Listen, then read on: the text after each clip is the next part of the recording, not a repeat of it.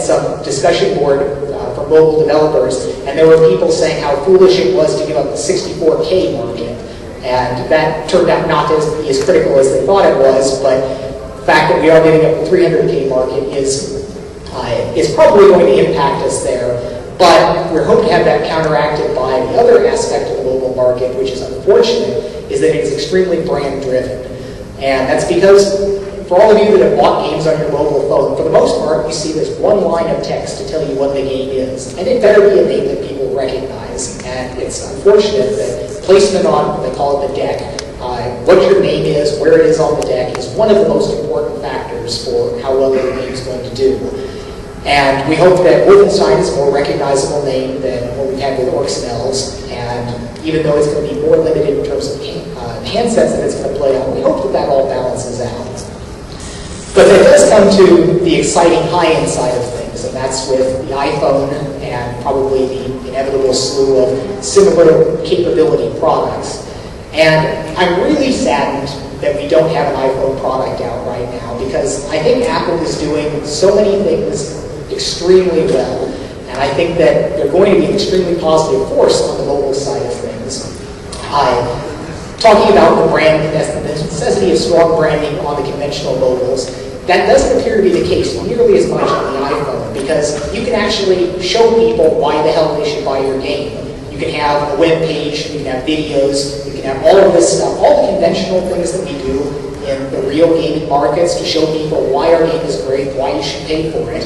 And the best part of that is you can have a little button on the bottom there, which is click and go buy it now.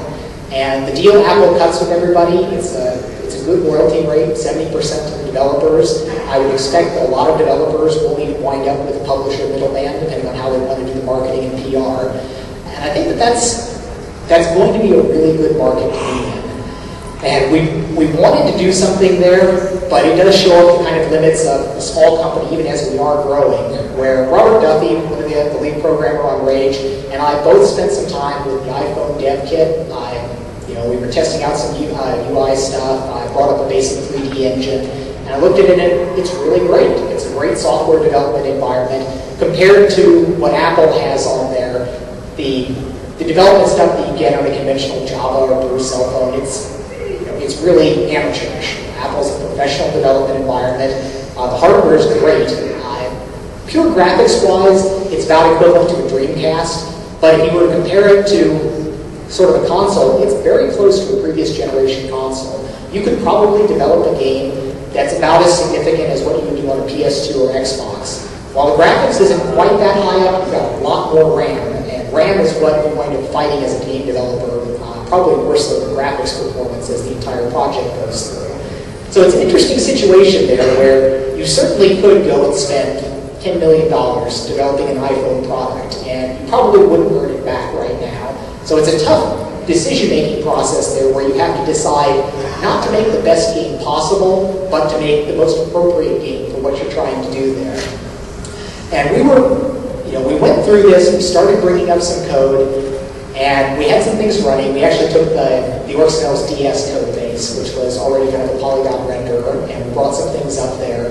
And it was going to be fast, it was going to look good, but we looked at it and just said, we would need 3 man-months of time to do a good, credible job at this. And we just didn't have 3 man-months of developer time free anywhere in the organization. I mean, I spent a couple of days on it. Robert spent several nights and weekends on it. The mobile teams all heads down on the Wolf RPG stuff. There just wasn't a guy around that we could pull off and say, go do this. We've been interviewing, looking for people that would be interested in doing iPhone development. And it looks like a really hot job market right now. A lot of people are excited about the iPhone. And we're probably going to be making some moves to do some iPhone development. I can't speak specifically about a couple of things, but we have 2 different projects that are at least vaguely in the works for the iPhone. One will be some extension of what we're doing on the conventional mobile titles, but we are at least looking at doing something that would be the graphical tour de force, something that would really try and squeeze the iPhone hardware as hard as we could to do something unexpectedly exciting on it. And I hope that we wind up, this is one of these projects that there's going to be some preliminary work going on, but depending on how all of the other projects that it is working on, those we may or may not wind up having the resources to do that. But, you know, hopefully, as a small poll here, how many people here have iPhones? Raise your hands. It's maybe 15% penetration. How many people have bought a game, any game at all, on the mobile phone? One? About the same. So it's still looking like mobile is an important growth market for the future, because when we look at these things, an iPhone is more powerful than a PSP or a DS, in fact, more powerful than put together. It's a very capable hardware device. You can certainly do excellent graphics, excellent game development on it. It's a good deployment platform for a lot of things. It's a good internet device in a lot of ways. And it's going to be real interesting to see how things chase out in the market.